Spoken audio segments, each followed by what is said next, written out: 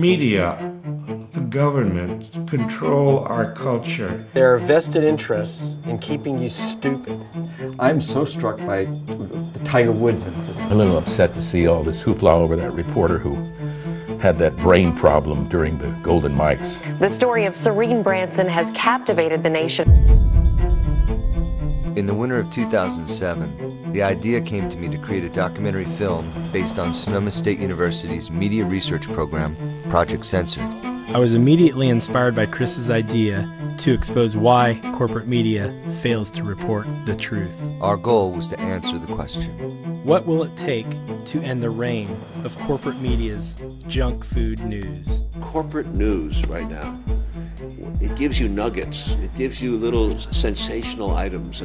We need no more proof of the destructiveness of corporate media. American journalism has lost its spine, and we need a spine transplant. The media is more than just part of the problem, it is the problem.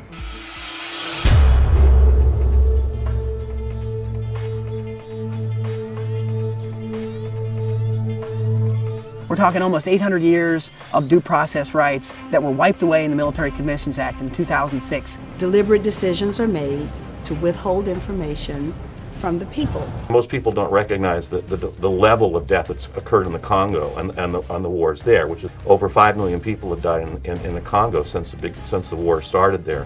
Well, that's just not the right kind of story.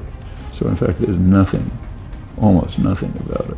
To expose the corruption, the massacres, the unconstitutional actions that are taken very often. When Union Carbide kills 20,000 people and leaves 200,000 other people crippled and all that in India, Bhopal, and not a single person has spent a day in jail. The number one story from 2012 was about the numbers of suicides. More soldiers were committing suicide than were dying in combat. We've really fallen in the United States back into a McCarthyite sensibility, a COINTELPRO kind of sensibility, where we see enemies everywhere, and we've been cracking down on the very things that should be the bedrocks and foundations of our free society. Am I a traitor because I wrote a book that criticizes the government? I don't think so at all. I think I'm a very, very loyal citizen because I think democracy is built on questioning. Loss of civil liberties by the American people is probably the biggest thing that's happened in this decade. The corporate media had damn well better get their act together.